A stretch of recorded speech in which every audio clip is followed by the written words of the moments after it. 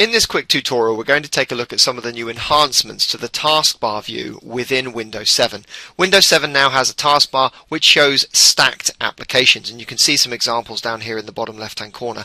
These are stacked because there is more than one document or window open within the application itself. So if I was to use the arrow peak feature and roll over these items, you can see that within Word I've got two documents open, and if I come along to the Internet Explorer window, I've got a few windows open there as well. So this new stacked feature will let you know how busy those particular applications are, and you can use the arrow peak feature to have a quick look without actually having to launch the application and use valuable desktop space. Now you can always pin an application to the taskbar either by dragging and dropping it from your desktop, and let's take a look at this Skype icon here. I can drag and drop that to pin that to my taskbar, or alternatively, if I was to go into the main menu from the Windows key or the icon in the bottom left hand corner, and say for instance I found PowerPoint there, I can drag that as well and drop that onto the particular taskbar, and that is now available to me to use.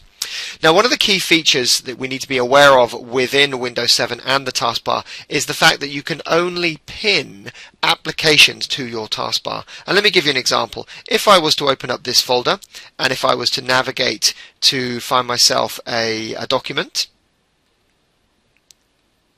and maybe it's this one here, this is just a text document.